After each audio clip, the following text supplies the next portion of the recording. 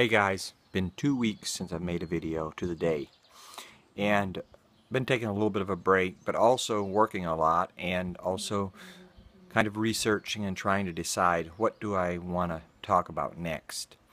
And something came to my attention, just very randomly. I came across Gavin Syme. It's S-E-I-M, I believe.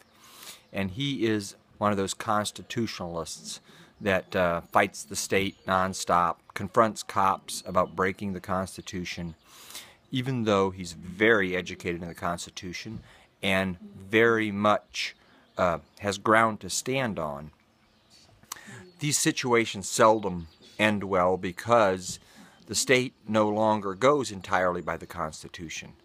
There's so many things that they have changed or they just don't do anymore and they ignore. And then when someone confronts them very, should I say aggressively, he doesn't do it like violently aggressively, but very forcefully, it just turns them off and they won't listen to him. But the point being made, Gavin goes to Southern Nevada prison. It's a for-profit private prison, and I'm not sure how I feel about that. I have often thought that maybe private prisons would be better. I've heard bad stuff about it. It just depends. I guess this prison is traded on the stock market for profit, which is kind of weird to me. I would think that should be definitely illegal. But he's involved in this whole Bundy case, and I'm not sure how much you guys know about the Bundys and the Hammonds. In 2014, the Bundys got in a confrontation with the Bureau of Land Management over grazing their cattle on federal land, which had been going on for over 100 years.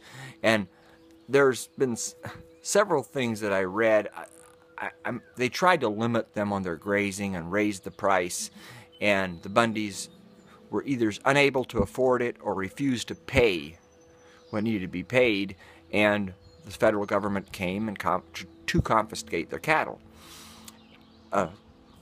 Fortunately, I mean, a lot of supporters showed up, like 600-700 the way I understand, and there was kind of a standoff. They were armed, both sides, and the BLM backed off. They didn't want another Waco, and they let it go. 2 years later, 2016, the case of the Hammonds, I believe in Utah or Oregon, became very much a front page deal, not necessarily mainstream media. They did talk about it, but the Hammonds had several years ago got in trouble for setting backfires. And I've watched videos, and I watched the BLM set fires all around their ranch, burn some of their cattle, almost burn some of their homes too, literally. And they went out and asked them, "Why are you burning our homes?" They just wouldn't talk to them. They literally set fires in a circle around these ranches. And I have to believe it was intentional. But regardless of the fact, the Hammonds went and lit backfires to save their property and burned 100 acres of BLM property, just rough sagebrush. And the BLM, and then another time they were burning their own fires to get rid of brush and stuff and burning an acre of the BLM land. 1 acre and 100 acres. Well, the BLM took them to court, charged them with terrorism. Minimum charge for terrorism is 5 years in prison. The judge residing over the case said it shocks his conscience to put men like this in prison for 5 years for starting fires to save their own property and also just to get rid of undergrowth or whatever. And the BLM did the same thing and burned their properties. And so he only sentenced them to like a year. And this father and his son, the father's in his late 60s, I believe, and the son, you know, who I'm not sure, 40s or whatever. And they go to jail for a year, serve their time. But a few years later, in 2016, they have a new prosecutor, and he says this judge has no right to limit their sentence to 1 year when the law calls for 5. So he retried them and convicted them and forced them to go back to serve their other 4 years. This created a lot of outrage in the community, in the, what would you call it, the constitutionalist community. So what happened is the Bundys went down and protested in Oregon. so that about these guys going back to jail for 4 years. The old man's in his 70s. You know, he probably will never live to see daylight again. The Hammonds were obviously scared of the government. The BLM is one of the most corrupt government agencies in the world. I believe it is the most corrupt. They're out west.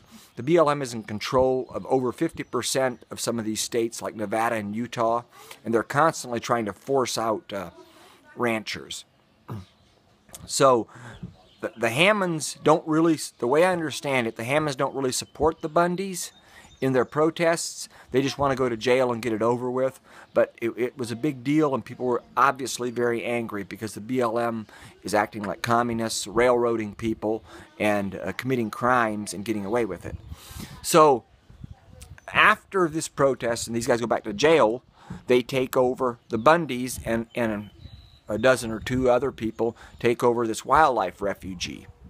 It's on federal land, and it's in the winter time, and I don't think it was really active at the time. They just squatted there and kind of protested, and it became a big deal. Well, in the meantime, while the government was allowing them to leave and come back and not giving them too much trouble, but Lavoy Finicum, one of the protesters, and several other women and two guys were on their way to speak to a sheriff in another county. The federal government set up roadblocks and ended up killing Lavoy Finicum. Most of you probably know that.